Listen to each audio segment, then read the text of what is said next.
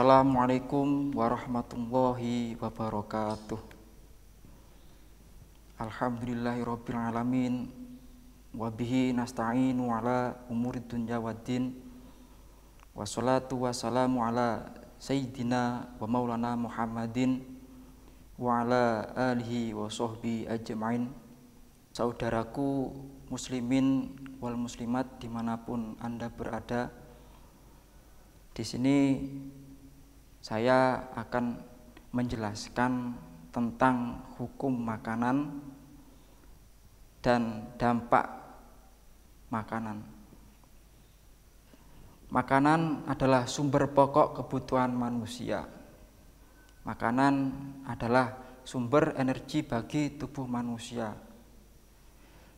Dengan makanan, manusia dapat beraktivitas setiap harinya dengan maksimal, karena di dalam makanan terkandung zat-zat yang dibutuhkan bagi tubuh manusia, sehingga manusia dapat beraktivitas dalam kehidupannya sehari-hari.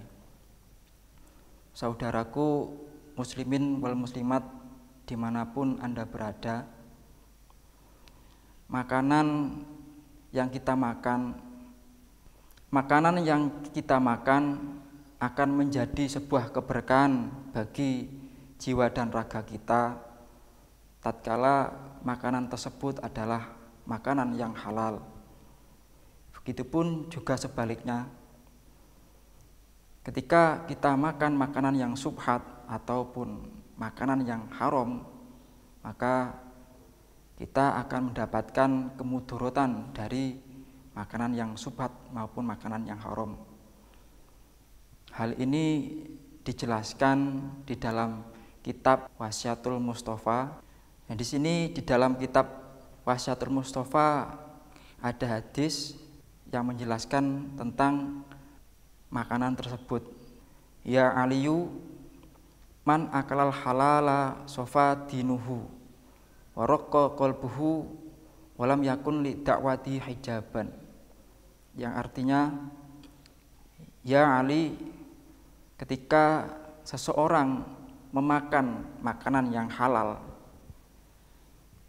maka bening agamanya dan tipis hatinya, dan tidak ada penghalang atau hijab bagi doa-doanya.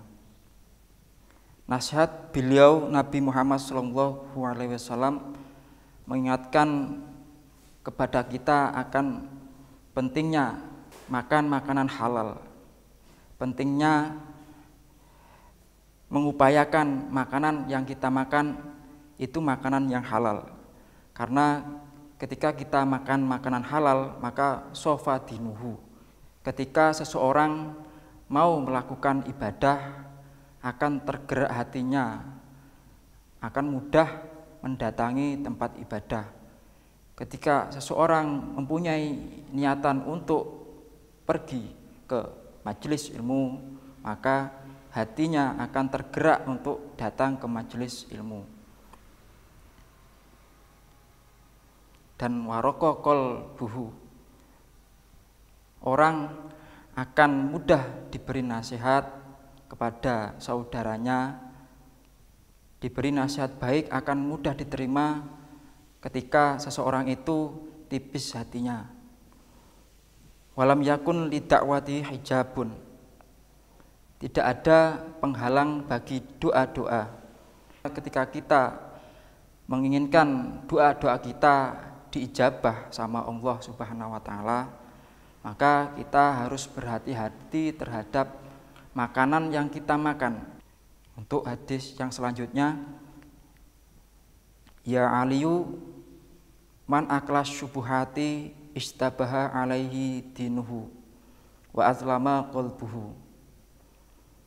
Yang artinya, wahai Ali, ketika seseorang makan makanan yang syubhat, maka tidak jelas agamanya dan gelap hatinya.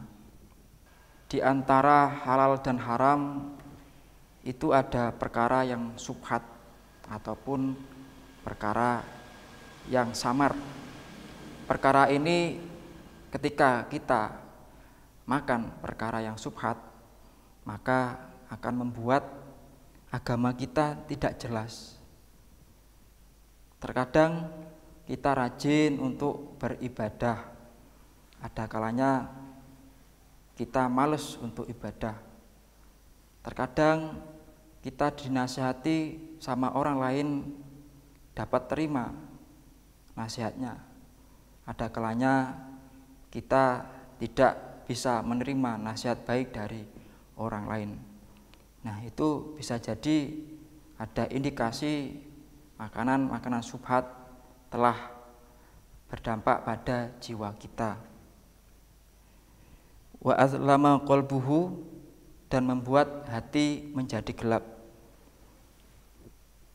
Ketika dirasa kita ragu, ada makanan yang halal haramnya itu enggak jelas, sebaiknya kita meninggalkan perkara tersebut. Kita menjauhi perkara tersebut.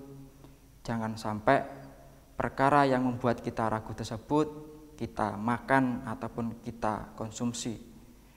Karena ada hadis, dakma yaribuka illa mala yaribuka. Tinggalkanlah perkara yang meragukanmu dan ambillah atau carilah perkara yang tidak meragukanmu.